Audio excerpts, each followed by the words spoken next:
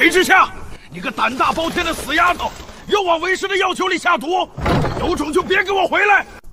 不回那是不可能的，毕竟我是真的没种。我又不是男的，要种来干嘛？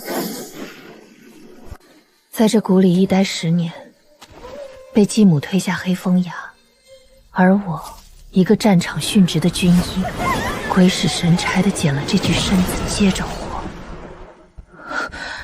臭丫头命硬，下了山眼睛放亮些，少惹祸，别把命丢了。知道了，您就瞧好吧，这就去给您老长长脸。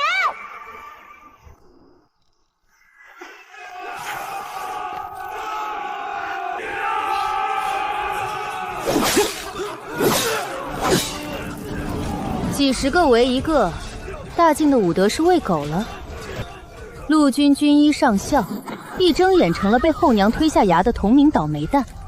阎王嫌我吵不肯收，那就回来，把这笔账连本带利讨回来。姑娘，见死不救。不熟，你多杀几个，我等会儿好收尸炼药。救我！你要什么？我给。早说呀！谈钱，我熟。感谢我今天心情好，否则倒下的就不只是迷晕这么客气了。中毒、废宫、毁容，3样占全，惨得很。诊金先收了，离尘谷的规矩，给药收钱，概不赊账。死不了，算你命大。撤！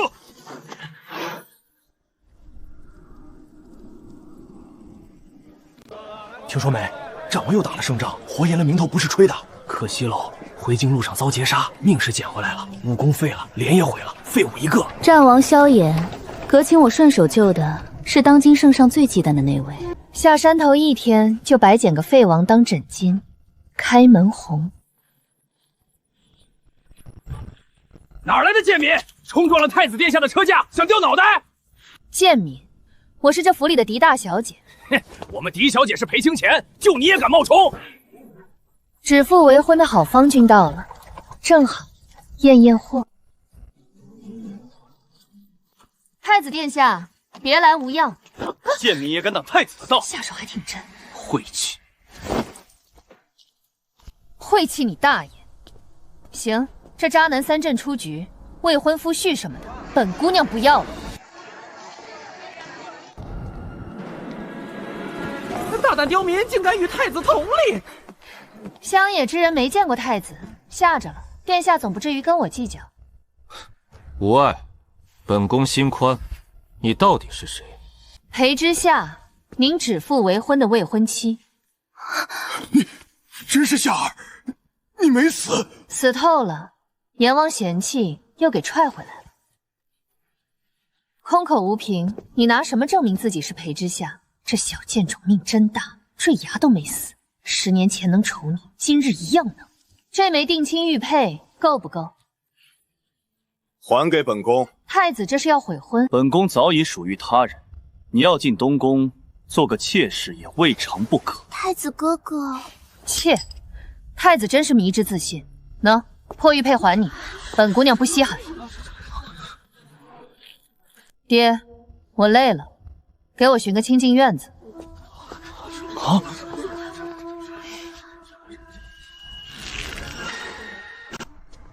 大小姐，夫人说您住这石雪阁。漏风漏雨，够意思。您别怪罪奴婢，你怕我？奴婢不敢。跟着我有肉吃，背叛我没下场，记住了？记住了。主子，师兄有消息了。顾公子最后现身朔州孤城。这浪子，等他知道师父把我踹来投奔他，有好戏看。盯紧侯府，我要方还当年的把柄。是。姐姐刚回府，委屈些，母亲事忙顾不上。母亲？你是说那位服了正的姨娘？姐姐慎言，我娘如今是侯府主母。妾就是妾，位分抬得再高，也是续上去。牙尖嘴精，被太子退了婚，看你还能横到几时？横到把你们一个个送上公堂那天。姐姐这院里的太火奋力，可都攥在母亲手里。聪明些，别自讨苦吃。拿断炭断饭来拿捏我。姐姐是明白人。回去带句话，本姑娘冻不死饿不着，倒是你们夜里睡觉留神些，别睡太沉。你什么意思？字面意思。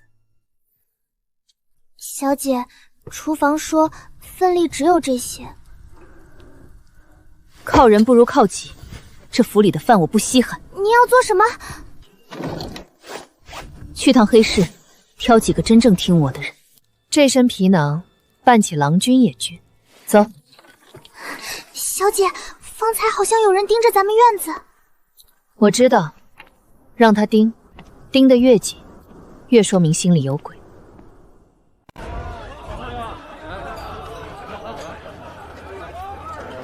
小公子面生，头回来，手里有几个性子烈的货，要不要带回去调教？带我瞧瞧。这眼神够劲，越烈我越要。他犯了什么事？重伤了个仗势行凶的权贵公子，被打个半死扔来，指定卖给狠主。劝您别碰，凶得很。敢动那种色批，有种我就要他。小公子，那家在此处有眼线，卖错了人，我这买卖做不下去。哦，什么人家这般大的墓？惹不起，那家的女儿是定北侯府的主母。吏部尚书方家撞铁板上了。巧了，这块铁板我砸定了。想让我做你的玩物，做梦！我这儿不养玩物，只养利器，你别无选择。叫什么？江婉，不是大靖人。过往我不问，跟了我绝对服从，背叛我，后果你想不到。为什么是我？因为你会是我最锋利的一把刀。我先说清，休想我伺候男人。放心，男人在我这儿不值钱，师父师兄除外。擦上3日收口，我的刀不许带着烂伤口钝着。你不怕我拿这瓶里的东西害你？就你这点道行，我配的毒你解不了。你到底是什么人？你的新主子，记住，听话有肉吃。小姐，夫人不会让您留下他的。我的事轮不到一个续平的姨娘做主。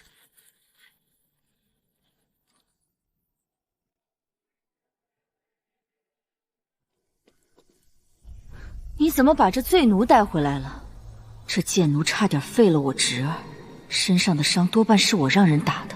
我院里的人，方姨娘也要管。他是醉奴，侯府容不下作奸犯恶之徒。我只留在自己院里，又没让他伺候你。放肆！夫人是你母亲，你竟敢这般无礼！一个奴才也敢对主子吆喝？张嘴，留着分寸，这是要送官的人证。你敢？我还就敢了。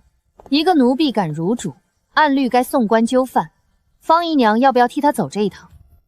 不过一句话，你何必小题大做？方姨娘也知道按律二字，那10年前的旧账，要不要也按律算算？10年前那场坠崖，方姨娘，你布的局可不太干净。你胡说什么？我娘苏玉茹死的蹊跷，原主坠崖死的冤，这2笔账，我迟早一笔笔同你对。小贱种，你摔不死，我看你能横到几时？走着瞧。江婉，回石雪阁。这是什么药？能让你少躺好得快的药。买你回来可不是让你病死的。摆设动过，灰痕对不上。方姨娘这就坐不住了，把青鸾雀翎调来。他们原本的差事交给旁人。方姨娘想玩，我陪她玩个尽兴。主子这是动真格了。这女人到底图什么？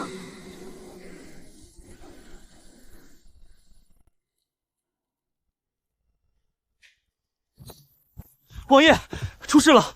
皇后要给您赐婚。赐谁？太子刚退婚的侯府嫡女裴之夏，昨儿才从线下回来，转手就塞给您。崔皇后的算盘，一来羞辱我，二来困死定北侯府，免得我同将军府联姻。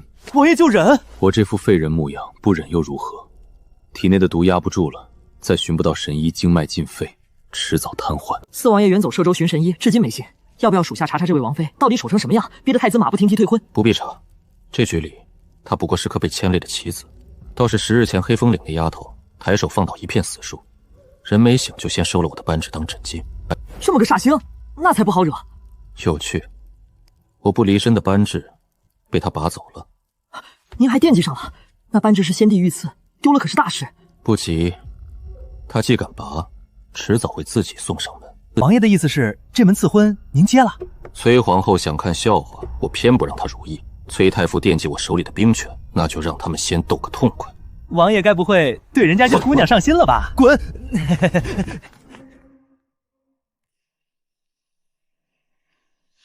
小姐，旨意到了，赐婚，皇后把您赐给了战王。赐婚，战王，我前脚刚退婚，这时间掐得真准。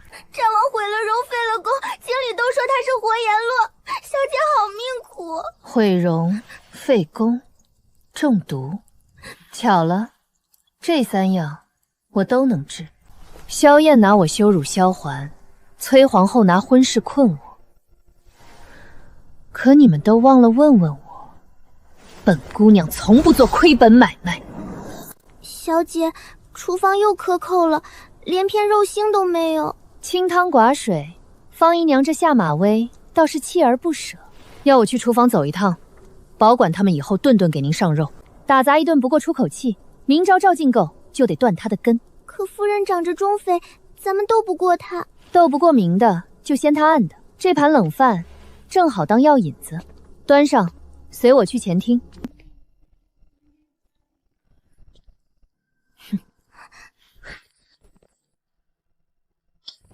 爹，您尝尝，女儿天天吃的就是这个。这夏儿怎么回事？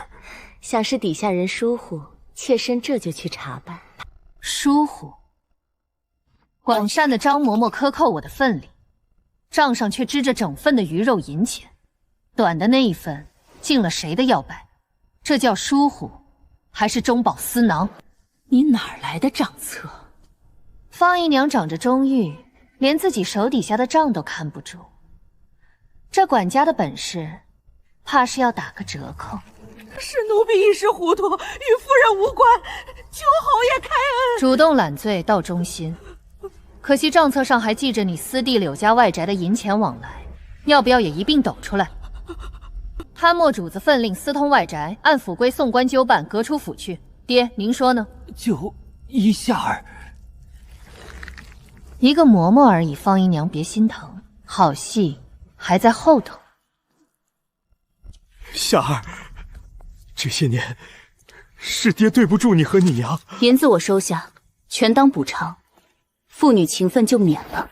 我娘当年怎么没的，您心里未必没数。张嬷嬷被送了官，这是杀鸡儆猴给我看。这小贱种比她那短命的娘还难缠。夫人，要不要先忍一忍？她就要嫁去战王府了。忍？她嫁去战王旧部尚在，万一借战王的事翻10年前那桩坠霞旧案，你我都得陪葬。那夫人的意思是，趁她出嫁前断了这祸根，备一份贺礼，要不着痕迹的那种。娘，女儿来帮你。她不死，女儿这太子妃的位子都坐不安稳。近日她还拿我与太子的私事威胁我。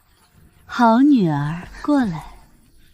这件事得这样办。贤王萧瑾打着替萧环寻神医的幌子，在外头跑了大半年，本宫不放心。殿下是要他回不来？做得干净些，嫁祸给关外马匪。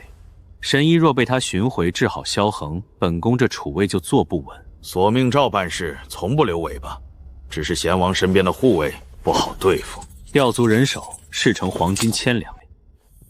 成交。哼，再催礼部尽快把裴之夏抬进战王府，断了萧衡同将军府联姻的念想。一石二鸟。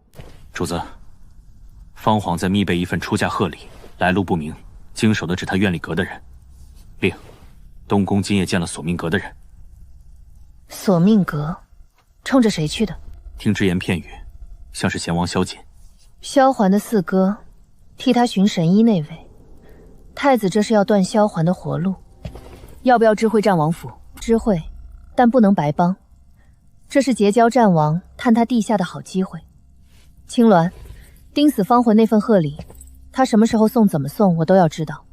雀灵，把索命阁刺杀贤王的路线给我摸清楚。是。想在我出嫁前送我下路，方姨娘，就怕你这份礼烫手。王爷，要不要属下把那姑娘的底细查个清楚？黑风岭那种地方，黑风岭乱葬岗连片，毒瘴弥漫，寻常人进不得。他却能从天而降，一招放火术士，全身而退。医术、毒术、身手样样如这样一把好刀，会是握在谁的手里？兴许只是个尹氏一家的后人，刚好路过。太子前脚退他的婚，皇后后脚把他赐给我，这般巧，你信？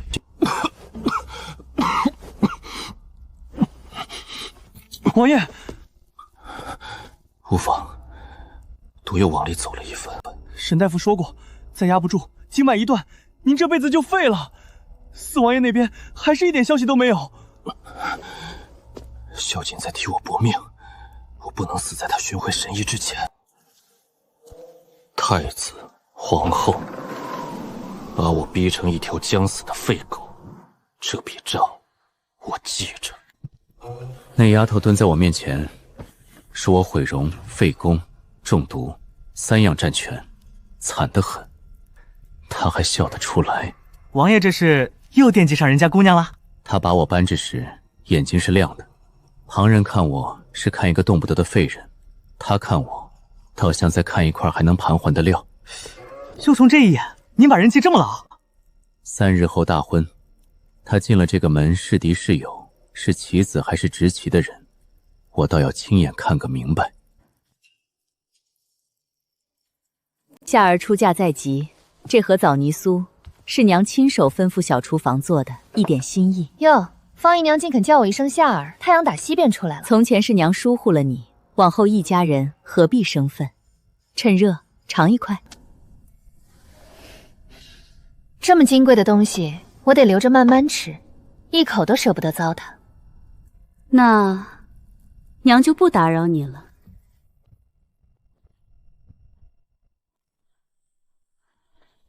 有古怪，鹤顶红磨成粉，掺进枣泥里，又用蜜糖盖了味。他这是要我死在嫁妆抬出门那天，做成暴毙的样子。这种东西砸回他脸上，我现在就去砸回去。他随口推到哪个奴婢身上，又是一桩下人糊涂。要砸，就得砸到他翻不了身。陈璧，把这匣子连人证递到一个能压得住方家和太子的人手里。调给谁？当今陛下，继母毒杀侯府嫡女这种事，最该让坐龙椅的那位知道。属下这就去办。方姨娘，借刀杀人这种事，论起来，我可比你熟得多。定北侯府嫡女出嫁前遭继母投毒，证据确凿。银针试毒立黑，小厨房经手人画押俱在匣中。吏部尚书方家还有刚替太子说过话的方氏，一个个胆子不小。先记着，这笔账连同这门亲事，朕慢慢算。从今日起，石雪阁单独开火，不再领府里的份礼。小满，往后去望月厅采买，账记我头上。太好了，再不用看厨房那帮人的脸色了。在这府里，连一口吃食都能被人做手脚，何况别的？能攥在自己手里的，就一样都别交出去。夫人那边怕是又要发作，她巴不得我饿死，我偏要吃的比谁都好。姐姐好大的派头，单独开火，日日望月居的席面，铺张得很，也不怕被人说一句不懂节俭。我花我的银子，吃我的饭，碍着妹妹哪根神经了？到底是乡野长大的，上不得台面，难怪连太子哥哥都……太子哥哥，妹妹与太子私底下书信往来，月下相会，这般亲密，一个未出阁的姑娘，这名声要是传出，你血口喷人，可不大好听。血口喷人，这封清浅清奇，落款自私会的时辰地点写得清清楚楚，要不要我念给满府的下人听听？你怎么会有这个？还我！急什么？卫玉阁的姑娘与楚君私相授受，传扬开去，妹妹是想做太子妃，还是想做满京城的笑柄？裴之夏，你不得好死！我命硬得很，阎王都嫌弃。妹妹与其咒我，不如回去想想，这把柄攥在我手里，往后你是该恭敬些，还是再来招人？小姐，您连这个都拿到手了，攥着别人的命门，说话才有分量。这封信留着以后还有大用。主子，战王的伤势打听清楚了，面容溃碎，经脉淤堵，太医院上下会诊都断为不治之病。症状细细说来。常年咳血，手足时常冰冷麻痹，每逢烟雨便毒发，浑身剧痛如万蚁噬骨。咳血、肢冷、遇寒加重，是慢性毒，一点一点淤在经脉里，积了许多年。那面容呢？毒气上侵，蚀坏了肌理，看着吓人，其实不是真烂到骨头。你是说他能治？太医院都放弃的人，太医治不了，一是没见过这种毒，二是没有我手里的东西。先用药把毒往外驱，再以银针通他淤堵的经脉，最后调养再生肌肤，一步步来，治得好。那这门赐婚，本来还想着他若也不愿娶，正好两不相欠，各自清静。如今看来，这桩买卖做的。你图他什么？一个被废了的王爷？图他手里那只没散的旧布，图他战王的身份，图一个能让我名正言顺翻10年旧案的壳。我出力替他解毒续命，他出力替我撑腰复仇，各取所需，谁也不亏。可万一战王真是个性情暴的活阎罗呢？豹女，一个被亲人逼到墙角，命悬一线，还能笑着认命稳得住的人，心里亮堂得很。这种人比那些上蹿下跳的好打交道。萧环，3日后大婚，你我各揣心思，可别让我失望。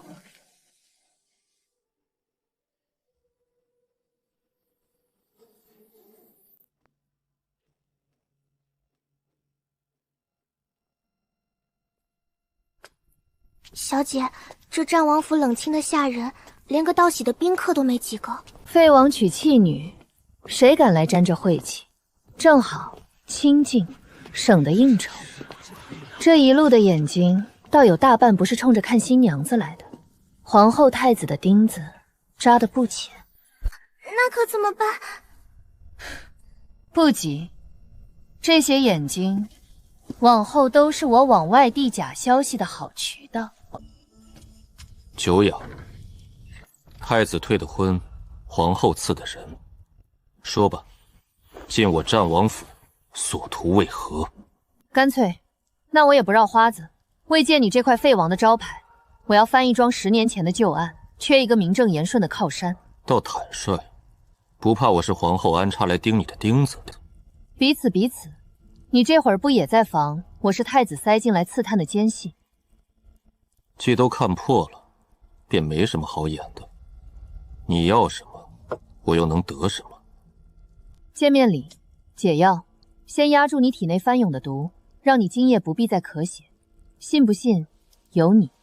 战王令，持此令，战王府上下听你调遣。这就把家底交出来了，不怕我反手坑你？你要翻案需借我，我要解毒需借你，捆在一条船上，你坑我，自己也翻不了岸。是个明白人，难得，省了我许多口舌。那这第一剂药今夜就喝，喝完睡个好觉，明日起咱们就是一条船上的人了。成交，裴之夏，但愿你这把刀够利。放心，我从不做亏本买卖。皇兄报相，本宫特送来上好的药材，盼皇兄早日大安。太子有心了，弟妹好福气，嫁得如意郎君，只盼皇兄这身子撑得住这新婚之喜。托痛子的福，王爷有我照料，坏不了。这补药里掺了催毒的引子，好一个雪上加霜，当面送毒，还要装兄友弟恭。太医来过，摇头就走了，说回天乏术。王妃，求你想想办法。都让开，别添乱，要么信我，要么等他咽气。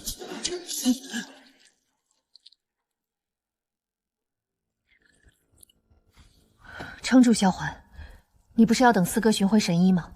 现在还不到死的时候，这枕巾我还没收齐呢。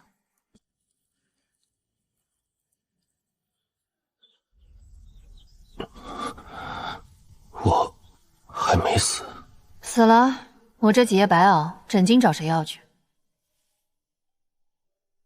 太子在补药里做了手脚，是你看出来的。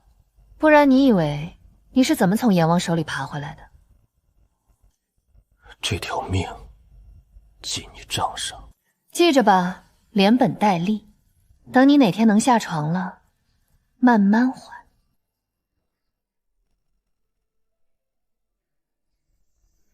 这弑鬼鬼祟祟往墙外递纸条，被我逮个正着。战王府的布防，王爷的病况，昨夜请了几趟太医，事无巨细，全往东宫递。好勤快的一条狗！饶命！小的也是被逼的，上头拿小的家人性命相要挟。被谁逼的？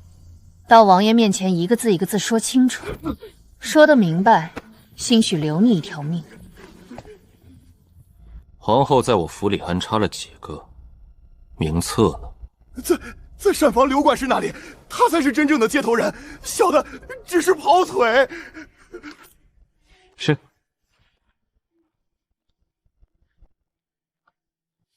府里23只眼睛，从门房到膳房，无孔不入。难怪我一举一动，东宫都了如指掌。连根拔了？不，打草惊蛇反倒不美，留几个有用的，往后我说什么做什么，让他们原原本本传回去，传我想让东宫信的那些。会玩，借敌人的嘴，喂敌人想听的料。好身手。这等利落的暗装，王妃从哪儿寻来的？黑市捡的漏，识货吧。识货。可惜旁人有眼无珠，把这样的利刃当罪奴贱卖。往后贴身护着你主子，他若少一根头发，唯你是问。属下领命。这下咱们这条船总算稳当了。主子，当年贴身伺候老夫人苏玉茹的春嬷嬷，被方恒寻了个错处，发配到这乡下，已重病缠身多年。方恒留着她一条命，是怕灭口太急惹人起疑，倒给我留了个活口。你们是方家派来灭口的，老婆子什么都不知道。嬷嬷别怕，我是苏玉然的女儿，知夏。真像夫人年轻的时候。小姐，老奴对不住夫人，没能护住她。当年是方恨，他在夫人的安胎药里一点一点下了慢性毒，又买通乳母，趁人不备，把年幼的小小姐往悬崖边引。她一个妾室，哪来这么大的胆子？背后还有谁？不止他一个，还有如今的太子。当年他与方家早有勾结，借这桩坠崖除掉嫡女，害死正妻，好让方家女顶了嫡女的名分，攀附上东宫。方环毒杀我娘，联手太子害死原主，好得很。这笔血账一笔都跑不了。人证、毒方、银钱往来，桩桩齐全。这案子扎实，就差一个能让陛下不得不亲自过问的时机。证据低得太早，会被方家太子联手压下去。你护着这位人证，我护着你，这桩案子我陪你翻到底。难得，火焰也有热心肠的时候。我只是看不惯有人草菅人命，还能安坐高位，想一世荣华。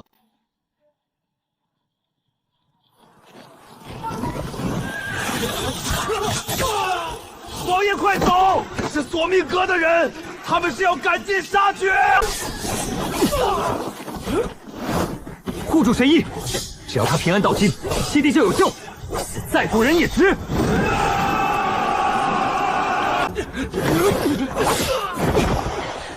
奉我家主子之命，护贤王神医周全。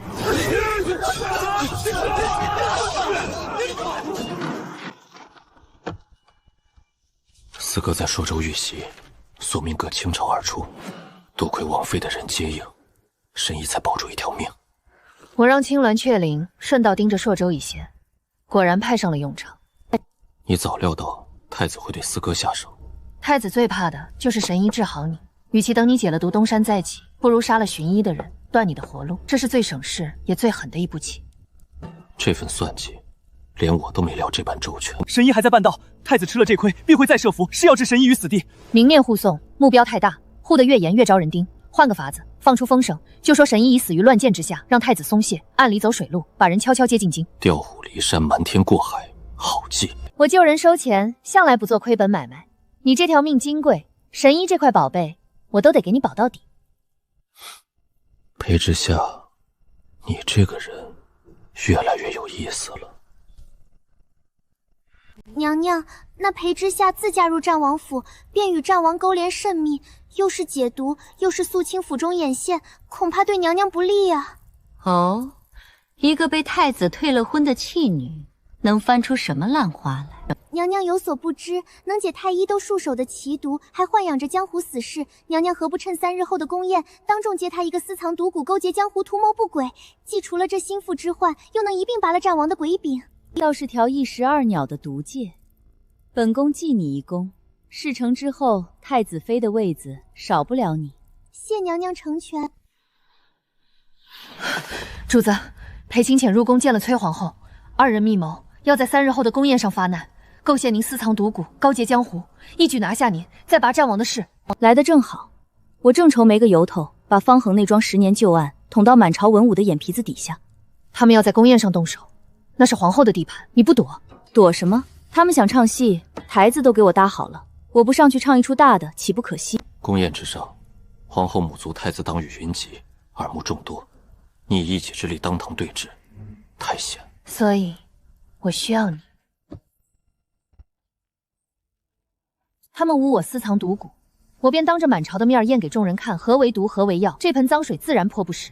他们攀咬我勾结江湖，我便反手呈上方行毒杀正妻、谋害嫡女的供状铁证，反客为主，以攻为守，借他们设的局，反将他们一击。这一回，该轮到他们慌了。萧环，到时候殿上替我撑着点。我在。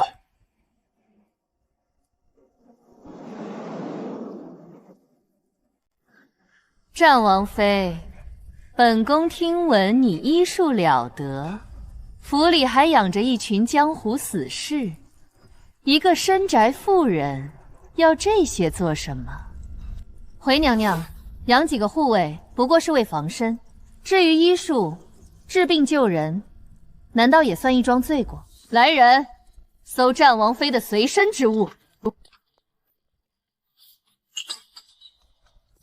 娘娘，您看，这定是毒蛊，他随身藏着毒物，意图行刺，其心可诛。弟妹，私藏毒物可是死罪，当着满朝文武，你还有何话说？这是金疮药，这是退热散，这是解百毒的乌灵丹。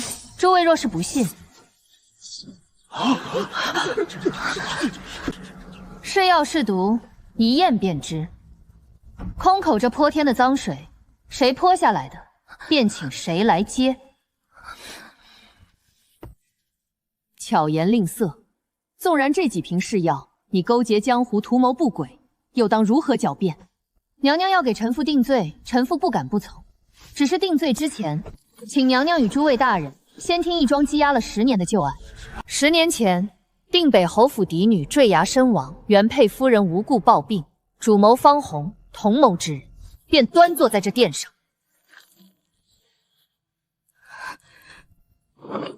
讲下去。这些话，老奴愿意性命作证，绝无半句虚言。人证物证俱在，恳请陛下彻查。一个乡野老妇被人收买，信口雌黄，怎能为凭？信不信不由你我，由三司会审说了算。怎么，太子殿下慌了？够了！此案交三司即刻彻查，任何人不得徇私阻挠。今夜，你出尽了风头，也树满了敌。敌人本就在哪儿，我不过是把躲在暗处的，一个个逼到了明处。方才你当众划破手指那一下，我心里就莫名有些疼。哟，活阎罗也会心疼人，只疼一个。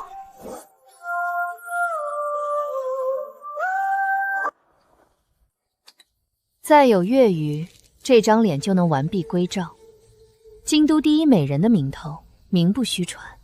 当初你说借我的壳，如今呢？如今壳我还要借，人我也想留。那便都给你，壳连人。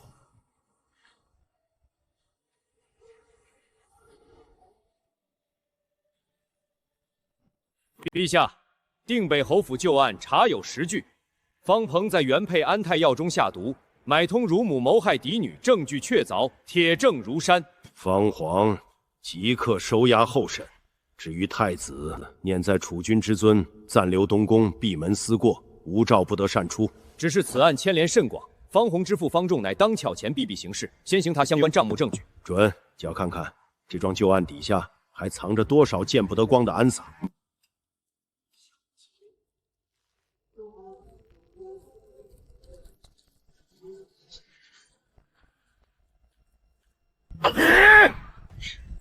婉儿被下了大狱，我方家100年的脸面往哪儿搁？那个春嬷嬷是这案子的命门，绝不能留。老爷的意思是派人去农舍灭口，斩草必须除根。还有那个搅事的贱丫头裴之夏，最好一并解决，做成意外。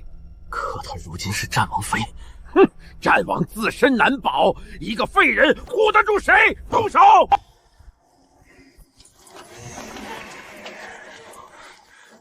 等的就是你们，找死！我家主子早料到方家会来灭口，让我在此候着多日了。你留着有大用。方家急着杀人灭口，杀得这般不顾死亡，看来这桩旧案底下还埋着比谋害嫡女更脏的东西。方家不止害人，他们私通北狄，这些年往关外走私铁器、军械，换回大笔金银，养私兵买人脉。通敌资敌。我说方家一个吏部尚书，哪来这么深的根基？敢谋害侯府嫡女，敢买凶灭口，原来底下通着这么大一条线。难怪太子也要倚仗方家，这不是一桩宅斗旧案，是一条能掀翻半个朝堂的死结。走私军械给北狄是抄家灭族的死罪。陛下，战王手握30万兵权，又娶了裴氏女，借一桩查无实据的旧案，大肆攀咬，铲除异己，分明是图谋不轨，意在动摇国本啊！陛下，战王近来动作频频，结交旧部，收拢人手，不可不防。这裴氏女更是煽风点火，唯恐天下不乱。方爱卿言之凿凿，只是空口无凭。战王是否有不轨之心，朕自有论断。倒是令乃下毒害人一案，证据确凿。你这做父亲的，不先想着如何认罪，反倒急着攀咬功臣。都退下吧，此事朕再看看。方家恶人先告状，把通敌的脏水反泼到王爷头上，陛下那边怕是要起疑了。他越是急着泼脏水转移视线，越说明那条通敌的尾巴快藏不住了。我们要的是他走私的那本账册，白纸黑字，铁证如山。账册必藏在方家最隐秘之处，重兵把守，强取不至，还会落人口实。谁说要强取？我有的是法子，让方仲自己把那本账册乖乖捧出来。哼！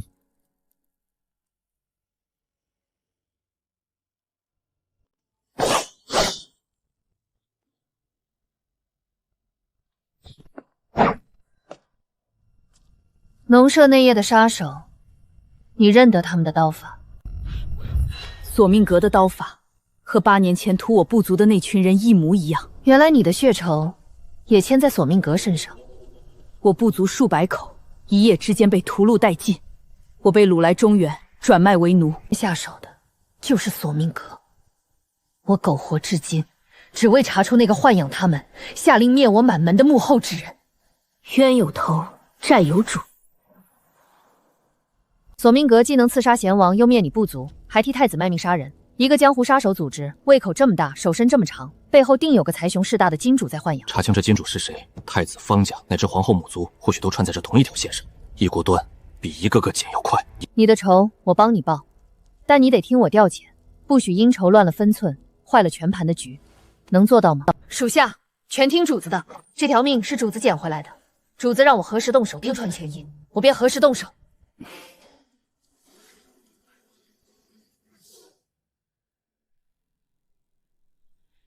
主子，查到索命阁在京郊有一处隐秘据点，每月15都有人提银两去那里接头，交割酬金。15还有3日，不枉盯死那个送银子的人。我要顺着这笔银子的来路，一路摸到金主的脸上去。索命阁狡兔3窟，万一那送银的人察觉被跟，反咬一口，打草惊蛇怎么办？所以不能近身，远远坠着，只认人认门，不动手。银子是死的，可收银子花银子的人是活的。咬住这条线，迟早顺藤摸到瓜。七弟，神医，我替你寻回来了。这一路九死一生，总算不负所托。四哥替我奔波大半年，数次涉险，这份情我记一辈子。奇毒入髓，寻常医者却是束手无策。所幸有人以奇术先一步压住毒势，温养经脉，已为老夫铺平了路。你我合力，3月之内可拔尽余毒，复其功力。弟妹的医术，竟连神医都点头称赞。略懂略懂，糊口的手艺。他不止略懂，我这条命，大半是他一针一药从阎王手里抢回来的。我说七弟近来气色正好，原是娶了位活神仙回家。看来这桩人人看笑话的赐婚，倒是因祸得福了。神医肯出手，3月之内你便能彻底复工，这是天大的好消息。可一旦你复工的风声走漏，太子、皇后，还有那位藏在幕后的金主，必定狗急跳墙。所以，复工之事要瞒到最后一刻。在他们眼里，我得一直是那个动弹不得、任人拿捏的废人。扮猪吃虎，我喜欢。等你这把藏了许久的刀重新出鞘，就是咱们反攻倒算的时候。有你在我这条船上，我头一回觉得这盘死棋能活。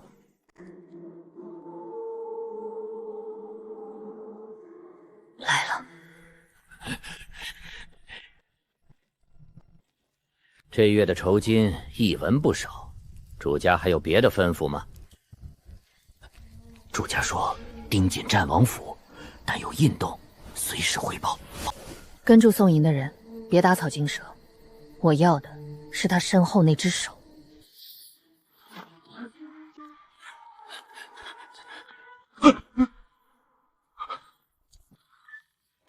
主子，人进了崔府的偏门，门上的灯笼是崔太夫妇的徽记。崔府，皇后的母族。索命阁这把杀人的刀，背后的金主，竟是当朝崔太傅。崔太傅，难怪索命阁能在荆棘之地横行无忌，刺皇子灭满门，从无人查到根。这老狐狸藏得够深。他要兵权，要扶太子稳稳坐上龙椅。索命阁就是他藏在暗处专做脏活的刀。方家通敌，太子买凶，桩桩件件，怕是都绑不开他。打蛇要打7寸，崔家是根，方家是枝，太子是叶，这条线咱们一节一节的剪。那就先从最好下手的那一节开始。方家那本不账册，只要那本账册到手，方家通敌的死罪做刀，太子就断了一条最粗的剑绑，崔家也少了一处来钱的暗仓。可方仲把账册看得比命还重，藏得极隐秘，强取不至。谁说要强取？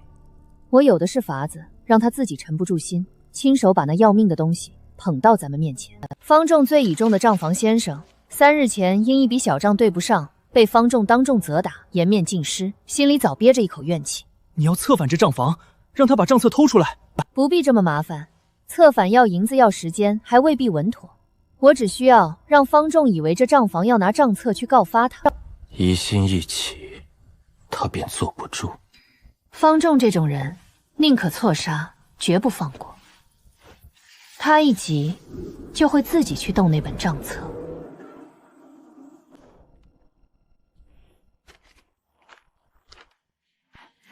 好你个吃里扒外的东西！本官待你不薄，你竟敢通敌叛主！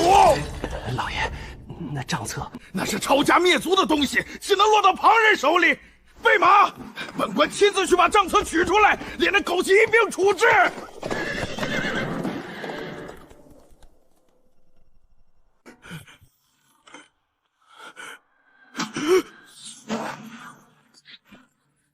多谢方大人亲自把这抄家灭族的铁证捧到我们手里。你们这是私闯尚书府，目无王法！私闯？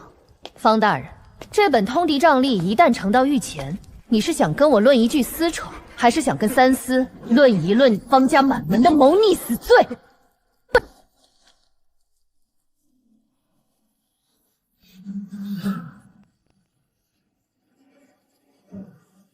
陛下，方家私通北狄，走私铁器军械共11判，时间、数目、经手之人，账上一笔一笔记得清清楚楚。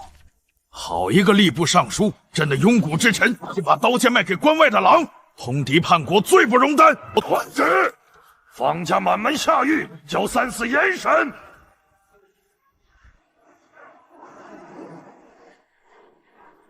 都查清楚了，当年灭你部族的那批索命阁死士，正是受崔太傅之命行事。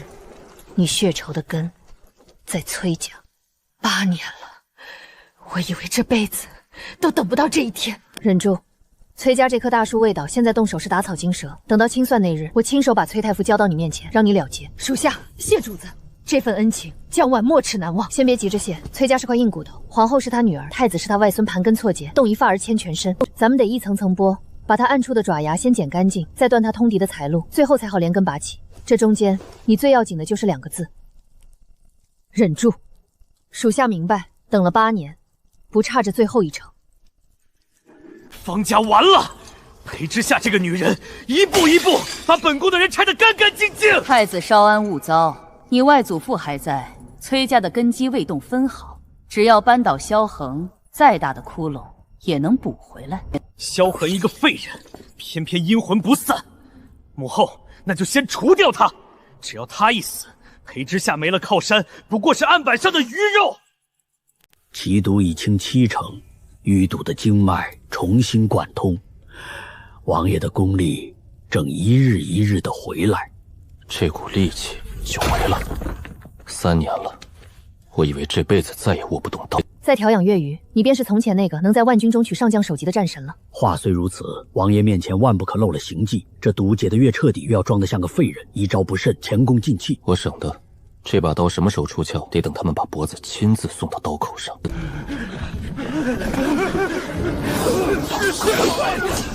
连赈济灾民的粮也感谢，回去告诉你们背后的主子，京畿地块还轮不到索命阁的余孽撒野。壮士留步，敢问壮士高姓大名，容小人日后报答。不必，这批赈灾粮平安送到灾民手里，便是报答。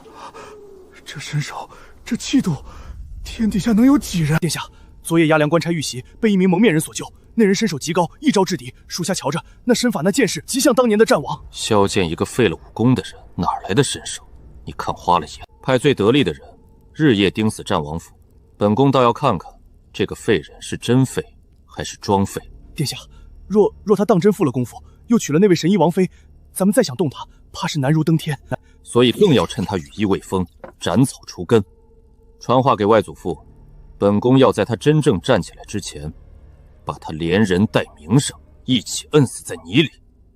正面扳不倒他的人，那就给他猜在一个谋逆的死罪，伪造一封战王撕掉边军的密信，再买通一个肯出面指证的人证。人赃并获，这密信的笔迹手握兵备，须得仿得天衣无缝，否则一经细查，反倒露了马脚。笔迹好办，本宫手里有他早年的手札。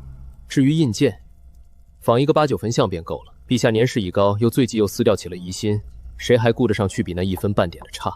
殿下高明，3人成虎，众口铄金，由不得陛下不信。萧恒不是爱装废人吗？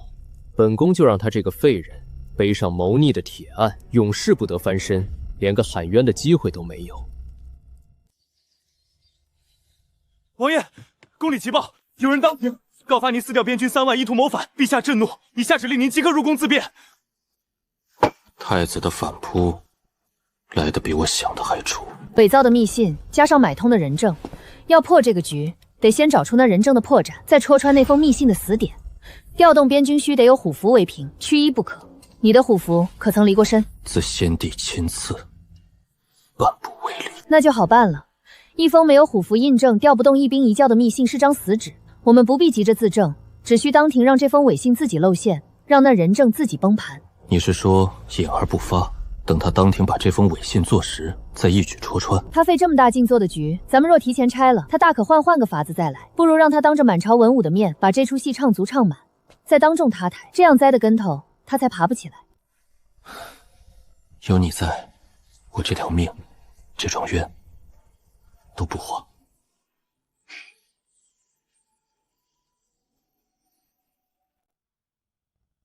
父皇，战王私调边军3万，图谋不轨，此乃密信，此乃人证，铁证如山。既是调兵密信，敢问太子，信上可有调兵的虎符印鉴？臣的虎符在此，从未动用。一封没有虎符印鉴的密信，请问太子如何调得动边军一兵一卒？陛下，这位口口声声指证战王的人证，3日前曾2度出入东宫，收东宫纹银整整100两，账目往来桩桩可查。这封伪信，这名伪证，皆出自东宫一手捣造。是太子拿小人全家性命相逼，逼小人做的伪证啊！萧燕，你身为储君，构陷手足伪造铁证，欺君罔上，朕真是瞎了眼！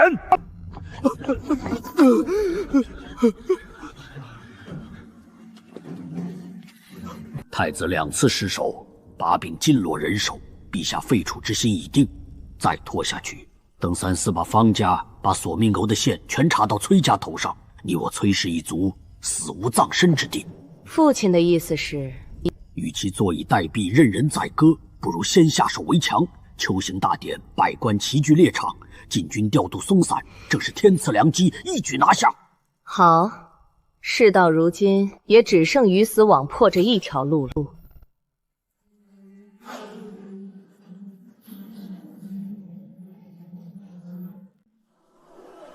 此意传得极快，老夫行医40年，从未见过这般凶险的正套。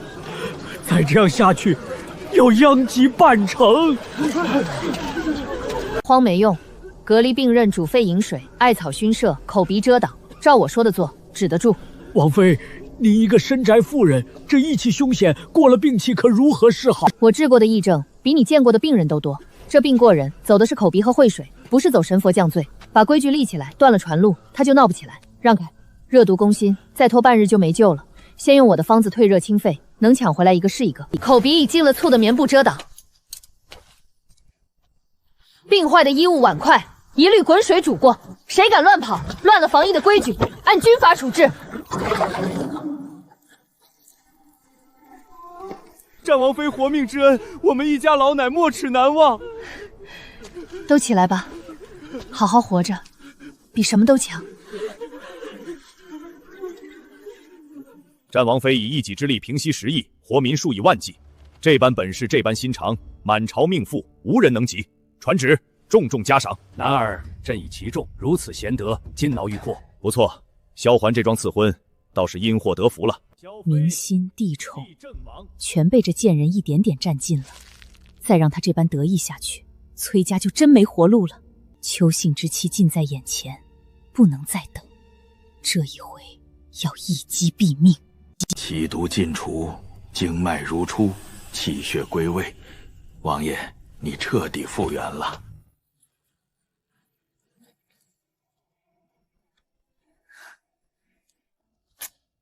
京都第一美人，货真价实。我这手回春的医术没得说。这张脸，是你一点一点替我修回来的。这张脸，这条命，这身重新回来的功夫，桩桩件件都是你给的。裴之夏，往后换我护你。先说好，护妻可以，吃软饭不行，我可养不起闲人。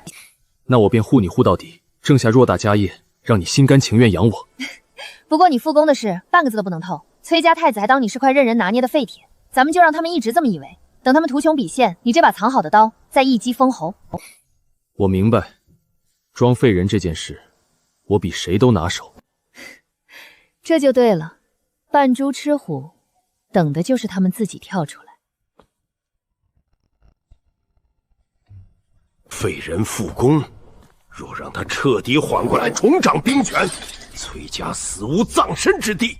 传话进宫，秋行大典提前动手，绝不能再给他喘息的机会。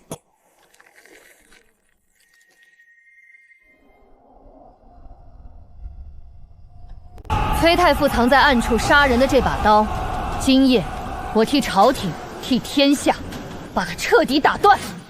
8年了，今日我替部族数百冤魂讨这笔血债。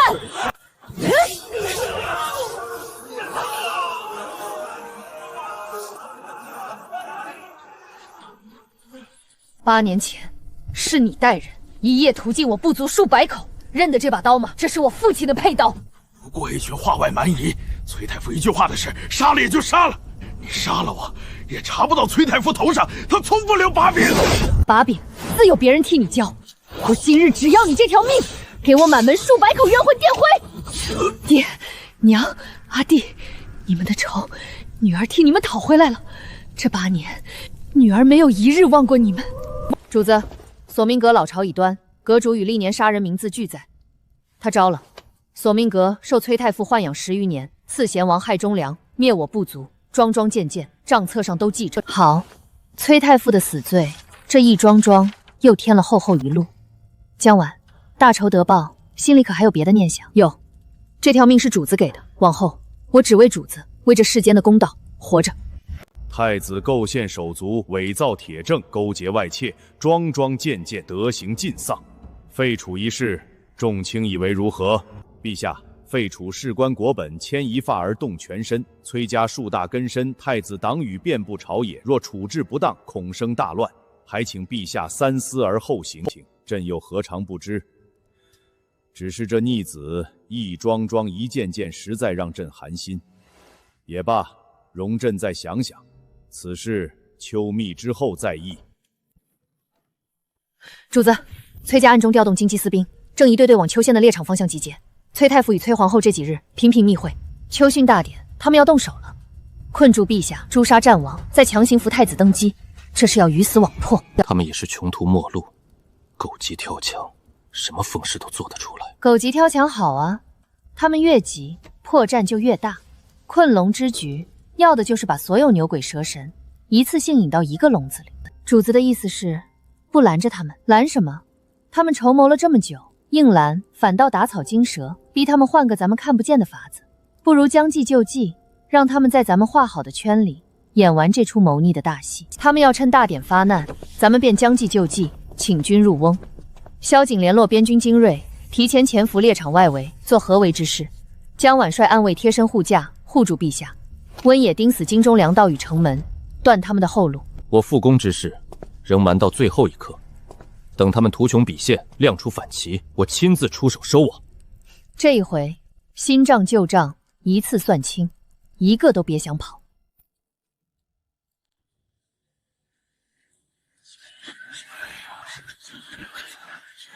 万事俱备，只等号炮一响。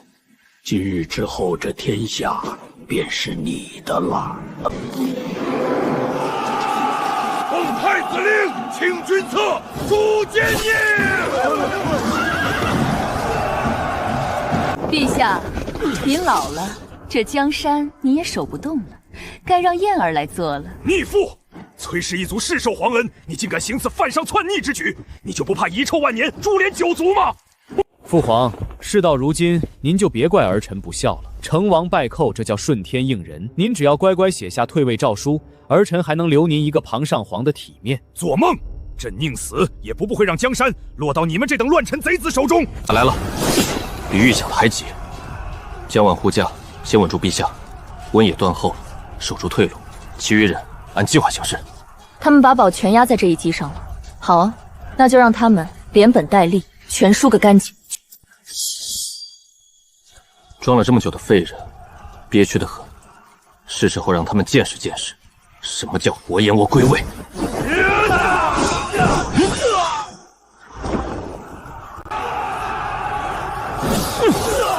战王的功夫他没废，他明明是个动都动不了的废人。废的是你们那颗以为本王好欺的脑子。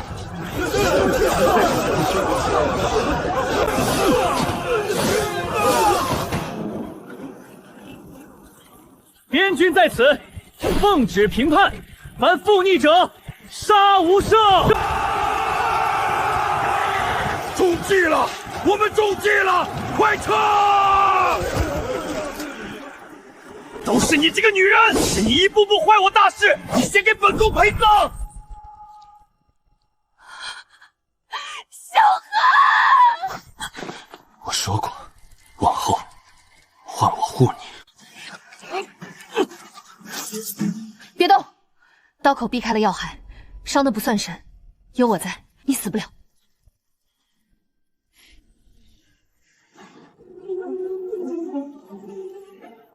报！北狄探得我朝内乱，自毁盟约，集结20万铁骑南下，已连破3关，边关守军死伤惨重，告急文书雪片般飞来。欺人太甚！朕这内乱方定，他便趁火打劫，欺我大境无人，满朝武将，何人敢领兵北上，替朕退此强敌，扬我国威？平日里一个个自诩忠勇，如今国难当危，竟无一人敢站出来。儿臣萧桓，愿挂帅出征，不破北狄，誓不还朝。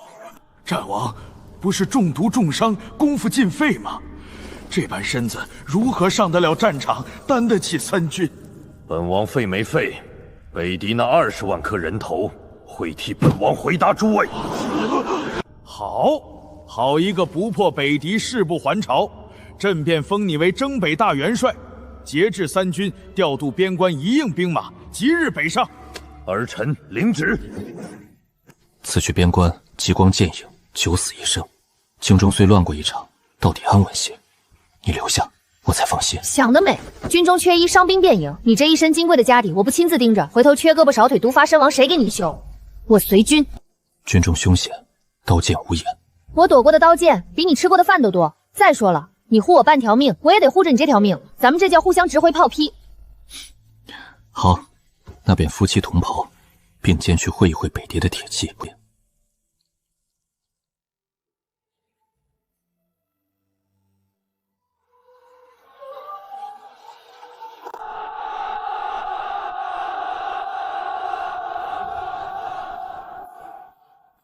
北狄欺我心乱，辱我边民，以为有机可乘，以为大境好欺。本王今日便要让他们知道，大境的边关1寸都进不来，犯我河山者，纵远必诛。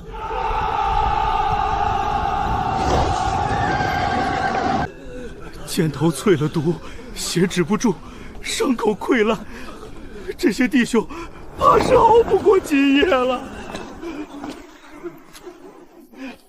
都给我打起精神，烧滚水，备进步，取烈酒，把我的针囊拿来。还有一口气的，按伤情轻重一个个抬上来。今夜一个都别想死在我手里。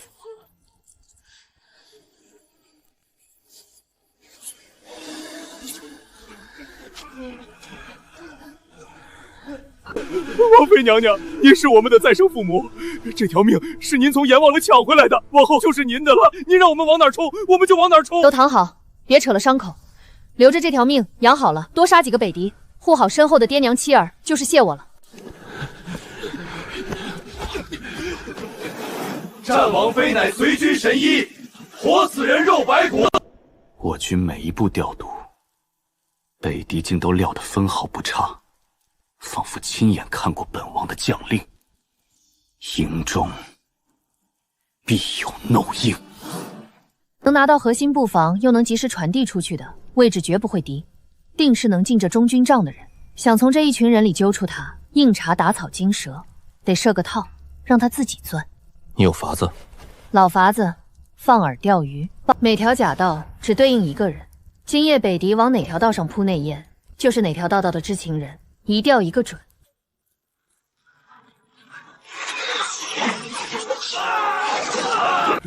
是崔太傅的余党，几年前就买通了我，许我事成之后加官进爵，封其印子。我一时鬼迷心窍，猪油蒙了心啊！求大帅饶命！叛国泄露军机，害我边关将士枉死数百，军法如山，岂容你一句鬼迷心窍便接过？来人，按军法斩立决，传授3军，以儆效尤。崔家这爪子伸的可真够长，人都进大狱了，余党还能把手伸到千里之外的边关来，这笔账回京连本带利一并算。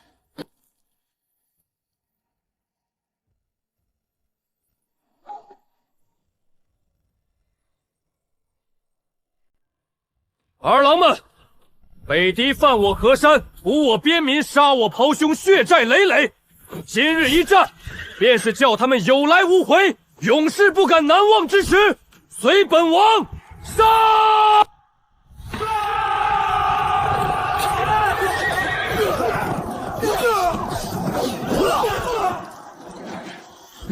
这便是大靖那个传言中废了的战王，分明是个索命的杀神！拦住他，给本帅拦住他！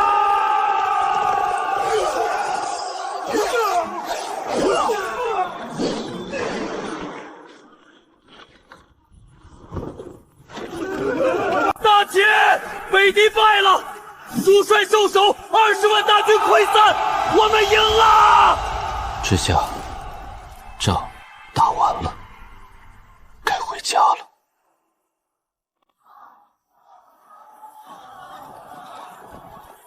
战王威武，战王进队！战王非神一人心，我边关数千将士。瞧瞧这阵仗，半个京城都出来了。京都第一美男加京都第一神医，这风头怕是要把房顶掀了。风头都是你的，本王嘛，不过是你身边那个替你提脉能打下手的。这话我爱听。环儿，你北破强敌20万，平定边患，扬我国威，之下随军活人无数，安定军心。这桩桩件件，皆是我大靖的擎天之功，朕要重重封赏。要什么，尽管开口。儿臣的封赏不急，儿臣此番回朝，有一桩积压了10年、牵连甚广的旧案与新罪，要恳请父皇当殿彻查，还忠良与冤魂一个公道。哦，讲。陛下，这匣中有崔太傅算阳索命阁刺杀贤王、杀边民部族、收买军中内宴的铁证，有方家私通北敌、走私军械11批的账册，有方恒当年毒害我母亲、设计将我推下黑风崖的人证物证，更有太子伪造军报、构陷战王谋逆的供词，桩桩件件皆有据可查。臣妾恳请陛下下旨三司会诊，将这10年的血与冤一并清算，还天下一个朗朗乾坤。好一个崔氏，好一个方氏，朕的肱骨，朕的外戚，朕的太子！传朕旨意，三司会审，即刻提审，彻查到底，一个都不许放过！洪荒万万岁！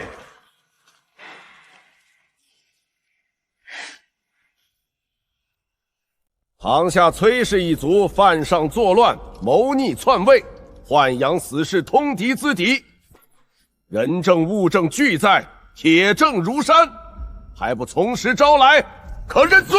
一派胡言！老夫3朝元老，忠心可见，这都是那贱人裴之下伪造攀误，蓄意构陷。太傅大人嘴硬，那便请一位与大人你打了10几年交道的老叙旧。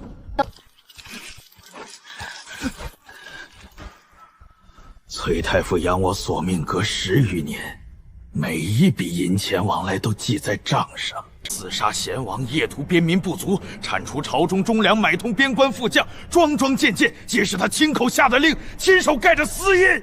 太傅大人，这账册上的私印，您一个赖得掉吗？人证物证俱全，崔氏谋逆通敌，罪证确凿，罪无可赦。本宫是一国之母，你们谋逆篡位的国母，那叫乱臣贼子。方皇，10年前是你在我母亲的安胎药里下了红花，害她1尸2命，落下个难产而亡的名声。又是你，怕事情败露，设计将8岁的我推下了黑风崖。你以为人都死绝了，死无对证，可你忘了一个人，当年那个被你收买，事后又被你灭口喂塞的接生婆，她还活着。是他，是方皇指使老身在苏夫人的血泡药里加了红花，他又派人追杀老身灭口。不可能，他明明，你明明已经斩草除根了，是不是？可惜该死的人活着回来了，要债了。方皇，这10年的血债命债，今日连本带利一并奉还。夫人，是为夫瞎了眼，猪油蒙了心，错信了那毒妇。这10年，竟让你含冤九泉，让夏儿受尽搓磨，是为夫对不住你们母女啊！为夫万死难赎。父亲若真悔，便睁大眼睛，看着他们一个个伏法偿命。我娘的在天之灵，要的从来不是您这几滴迟来的眼泪，是公道，是清白。崔氏一族谋逆篡位，通敌资敌，罪在不赦。崔太傅、崔皇后赐死，崔氏满门抄家，流放3000里，欲少不赦。太子萧燕构陷手足，伪造勾结外戚，犯上作乱，德行败尽，废为庶人，圈禁宗人府，终生不得踏出半步。凭什么？这储君之位本就该是我的！萧何，你不过一个半死不活的废人，凭什么踩在我头上？废人，把你输掉的江山和你保不住的命都替你赢回来了。萧燕，是你自己把一手好牌打成了死局。方皇谋害朝廷命妇，构陷嫡女，心如蛇蝎，凌迟示众，以敬天下毒妇。裴清浅助纣为虐，屡害嫡姐，品行卑劣。杖责40，褫夺诰封，没入官奴，永世为婢。法家满门通敌，一律抄斩。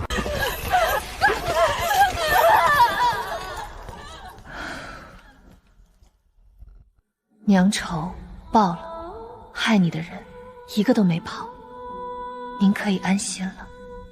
仇人皆已伏法，远去尽数昭雪。之下，悬在你心头10年的事了了。往后，你想过怎样的日子？忙了这么久，斗了这么久，我啊就想过几天没有阴谋算计，没有光剑影，不必时刻提防有人在背后捅刀子的清静日子，睡到自然醒那种。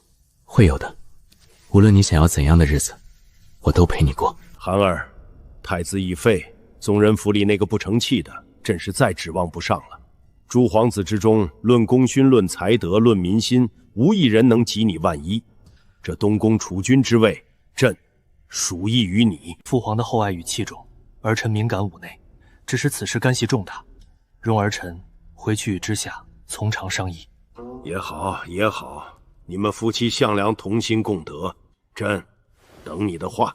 父皇要立我为储君，之下，这件事你怎么看？那把龙椅是这天底下最烫手也最磨人的位子，坐上去了，这一辈子就得困死在这吃人的深宫里，被规矩权术人心绊着，再不得一日自由。萧环，你扪心自问，你心里真想要那个位子吗？我想要的从来都不是这万里江山，是你，是自由，是与你做一对寻常夫妻，白头偕老的一生。那就好，这天下嘛，自有比咱们更想坐那把椅子的人抢着去做，咱们俩另有打算。战王萧恒，文能定国安邦，武能破敌平叛，更兼仁德布于天下，民心归附。朕意已决，立其为东宫太子，承继大统。众卿可有异议？父皇厚爱，儿臣惶恐难当，然儿臣有一事相求，恳请父皇当殿成全。你我父子但说无妨。儿臣半生戎马，身中奇毒，九死一生，幸得王妃相救，方有今日。儿臣此生所求不过一份安稳，一人相守。这东宫储位，这万里江山，这泼天的权势富贵，儿臣不敢受，亦不愿受。恳请父皇另择些贤能济捧山友，儿臣只愿粗茶淡饭的寻常夫妻，了此余生。恒儿，你当真想好了？这是九五至尊，这是万里江山，你说不要就不要了。想好了，江山虽重，社稷虽大，终究抵不过他一人。陛下，臣妾这一身医术，与其困守深宫，只为皇亲国眷一家一姓诊脉问药，倒不如散于市井江湖，去多救几个看不起病、抓不起药的穷苦百姓。妾愿随王爷归子，寻一处牵欠医馆，于湖玄武害，给此残生，这才是臣妾真正想要的活法。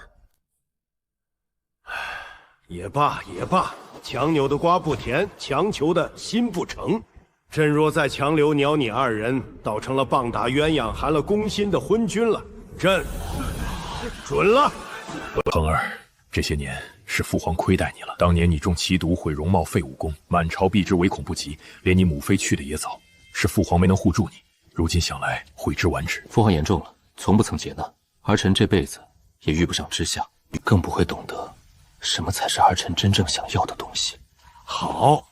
好一个塞翁失马焉知非福！你能这般通透豁达，父皇就彻底放心了。谭儿，你三哥执意归隐山林，这副治理江山、安抚黎民的千钧重担便要落到你的肩上了。你可愿替朕、替列祖列宗、替这天下苍生挺起这万里江山？儿臣愿意。儿臣定当效仿三哥的赤诚与担当，兢兢业业，如履薄冰，做一个无愧于父皇、无愧于黎民、无愧于本心的储君，绝不负父皇所托。三哥，这储君之位本该是您的，是您让贤，萧谭才得以承继。受之，萧谭心中有愧。谭弟，位子在谁手里并不打紧，做得稳不稳，对不对得起这天下的百姓才是根本。我冷眼看了多年，你心里是真正装着黎民疾苦的。这江山交到你手上，三哥放心。三哥金玉良言，萧丹一字一句都记在心里。日后若有难处，还望三哥不吝指点。指点谈不上，你若得空，便来江南寻我们喝杯酒。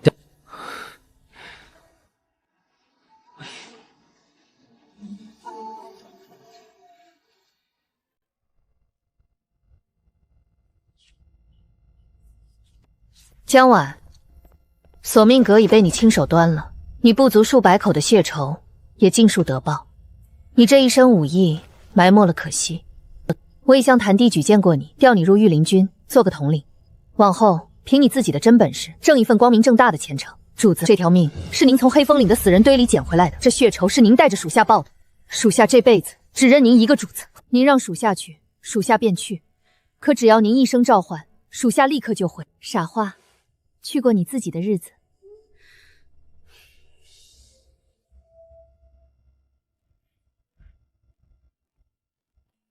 王爷王妃归隐之后，京中这一摊子产业人脉，属下必打理得井井有条，绝不让任何宵小之辈扰了二位的清静。京里有属下盯着，二位尽管安心。这些年刀口舔血，如今各有各的好去处，往后都给我好好的，平平安安。这是我这个当主子的最后一道命令。听着。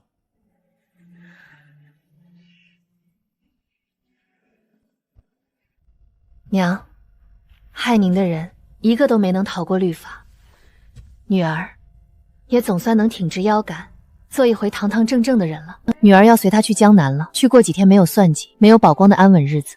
您别再挂心了，安心歇着吧。夏儿，是爹对不住你们母女。往后山高水长，你一定要好好的。就是这儿了。山清水秀，民风淳朴，离那吃人的京城108000里，清静自。只要是你看中的地方，便是这儿。往后我陪你，把医馆一砖一瓦的开起来。这话可得算数。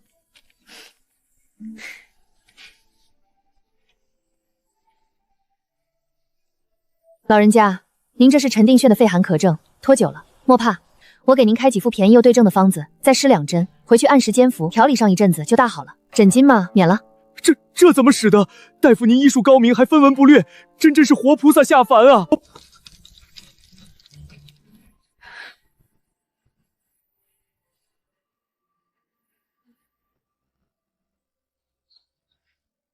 萧皇，你说说，曾经的京都第一美男，威震四方的战神大元帅，如今竟沦落到给我这小医罐碾药、晒药、看门面，你这心里头当真半点都不后悔？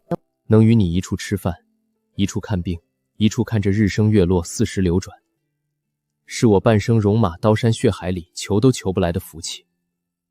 后悔二字，我这辈子都不会有。都说这知下堂的女大夫是天上下来的神医，专治那些大医馆束手无策又看不起的疑难杂症，还从不为难咱们这些穷苦人。今日特地赶了几十里路来，一见果然名不虚传。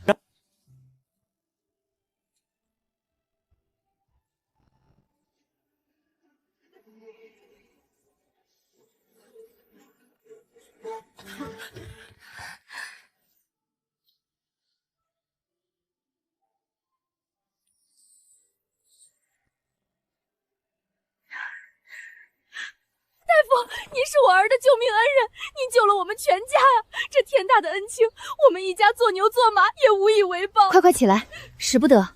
孩子能转危为安，比什么都强。回去好上将养着，按我说的，3日来复诊一回便是。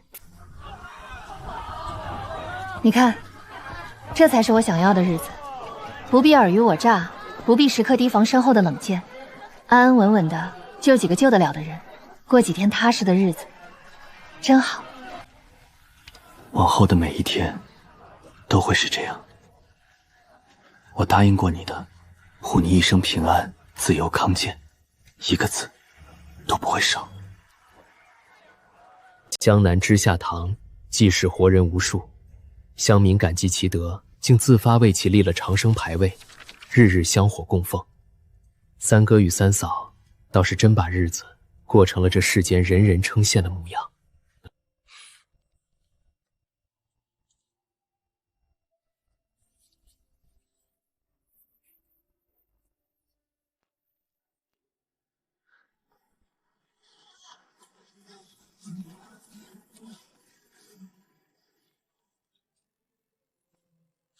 有劳公公远道而来，替我夫妇2人谢过陛下的一番美意。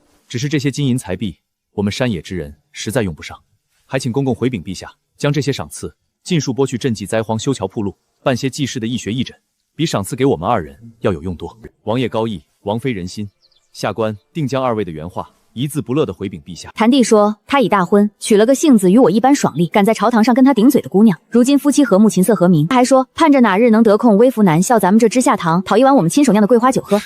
这小子如今贵为九五之尊，富有四海，倒还惦记着这点自酿的桂花酒。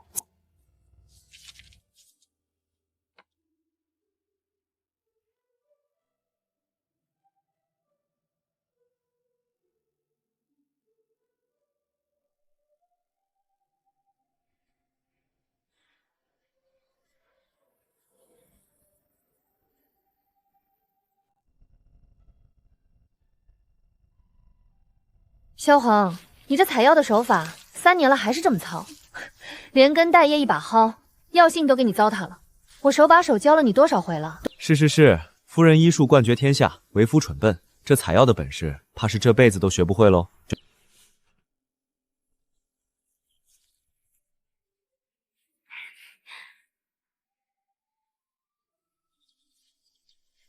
都给我记牢了，行医之人先得有一颗人心，而后才谈医术。这医术是用来救死扶伤、济世活人的，绝不是拿来谋取暴利、攀附权贵的。这一条，你们要刻在骨头里，记一辈子。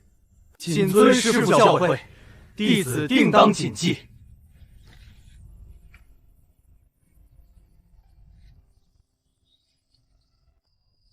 萧环，我从前在另一个很远很远的地方，孤身一人，刀口舔血的活着，从没敢想过这辈子还能有这样安稳、这样有人疼的日子。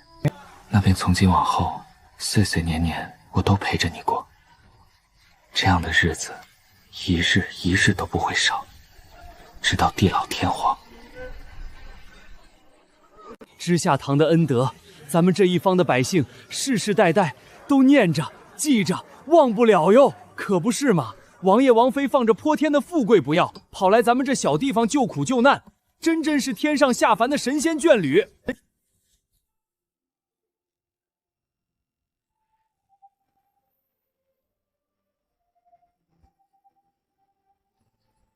你看这大好河山，这人间烟火，咱们当年没去做那把万人觊觎的龙椅，却守着这一方小小的天地，救着咱们救得了的人，护着咱们护得住的安稳。